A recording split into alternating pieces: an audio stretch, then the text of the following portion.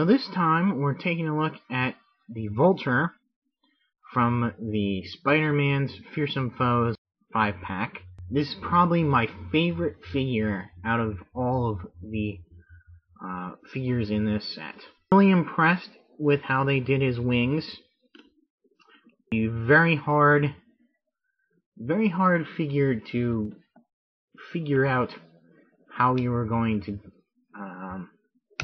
carry him off, and I think they did it very, very well. I love the sculpt. You got this nice old man face with bushy eyebrows and a long nose. You got all the wrinkles in there. You got these nice detail on the feathers of the wings. You get his nice classic striped suit. You got the fur collar, and he's a pretty basic paint job. You have the sort of the darker green on his main suit, and a slightly lighter green on the wings, with a sort of an olive green highlights or shading in there. And of course you have his face and hands in this flesh color.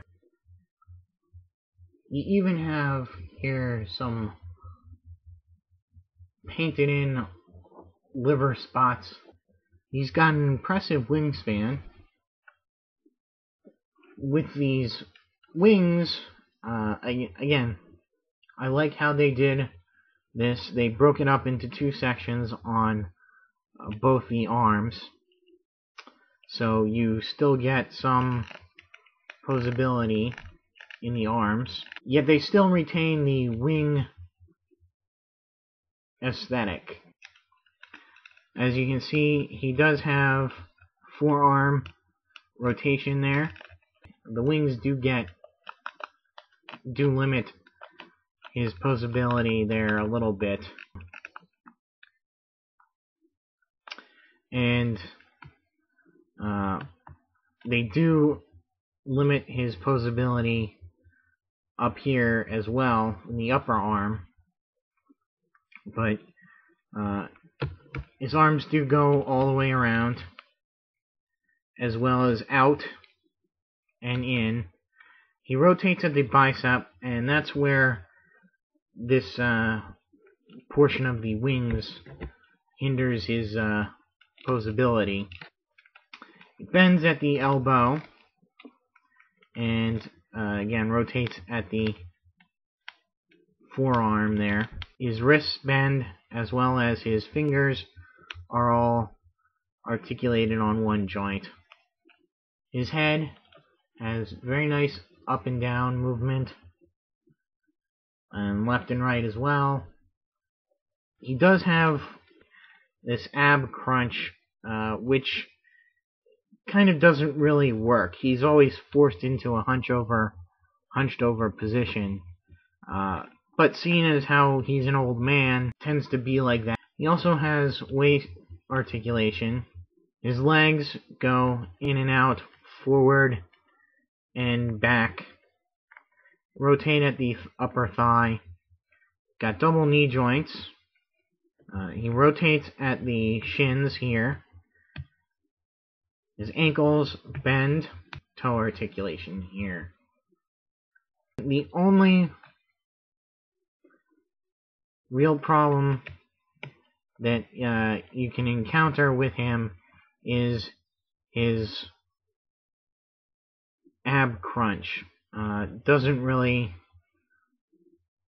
allow him to sort of get into a good flying pose, as it immediately forces him down into a hunched over posture. But it still works, I think, if you got him like he was flying there. It still works. He first appears in Amazing Spider-Man #2 in 1963. And Adrian Toomes was an electrical engineer who invented this anti-gravity flight device with a winged harness. And he's on the verge of, I guess, releasing this discovery to the public. And his partner, his business partner in this venture, when he's found out that his business partner has made off with the funds of the company. So basically destitute and with all his money been put into the flying apparatus and wings, he decides to use it to become a criminal. That's where he meets Spider-Man, of course, battles him. Spider-Man defeats him, deduces what his flight thing runs in, and comes up with some device that will cancel it out. The Vulture goes off to jail. And the Vulture, of course, vows revenge. He gets out of prison, makes a new flight suit, and starts a long career of being a big Spider-Man nemesis. Eventually, because he's so old, when he's sent to prison, he believes he's gonna die.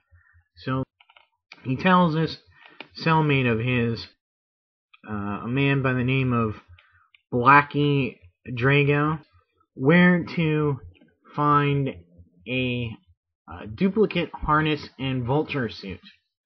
And so Blackie Drago becomes a Vulture for a while. Well, Adrian Toomes eventually recovers from whatever made him that sick, and he he gets out of jail, and he fights Blackie and defeats Blackie for the title of the Vulture. And it's then after that he becomes obsessed with becoming young again, and develops or pursues many ways to regain his youth, and actually succeeds in some of them. So with his youth restored, he makes an even more formidable foe for Spider-Man. He reverts back to his old age and makes friends with Nathan Lubinsky, who some of you may remember, most of you probably not, was a one-time fiance of May Parker. Nathan was in a wheelchair, confined to a wheelchair.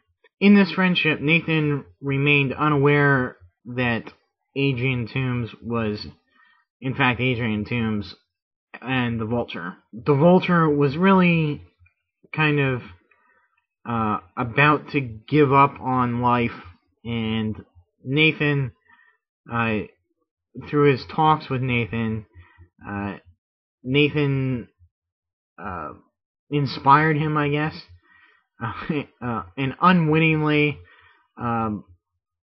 made him more resolute to commit even more crimes.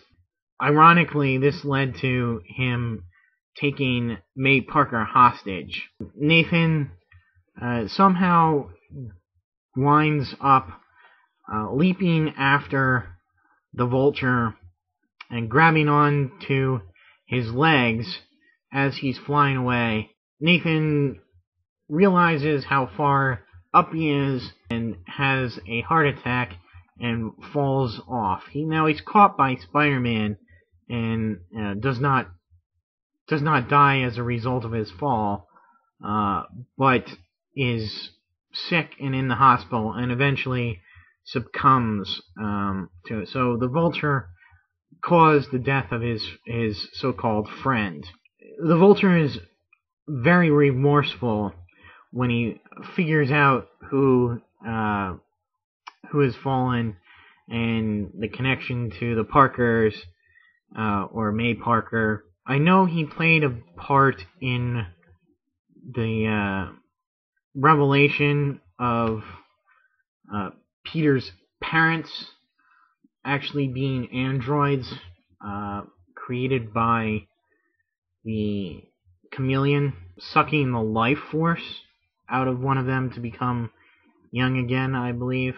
He does have a very brief time as a hero under the guidance of Aloysia Kravinoff, one of Craven the Hunter's sons. But he quickly reverts to his criminal ways and is put in jail. It's shortly thereafter that another man usurps the Vulture name, and that's Clifton Shallot,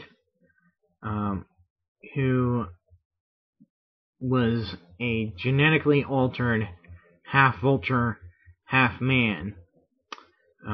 But his mutated form kind of looked like Adrian Toomes in appearance, much more bird-like. His wings were actual wings and not devices. And then you have the latest Vulture, Jimmy Natalia, who is an anti-mob vigilante. And his deal is, he's really weird. I don't really like the new Vulture. He wears a red costume. So that'll do it for my look at the Vulture from the Fearsome Foes of Spider-Man 5-pack. And stay tuned for my next review, which will be on the Carnage figure in this set. Until then, see ya.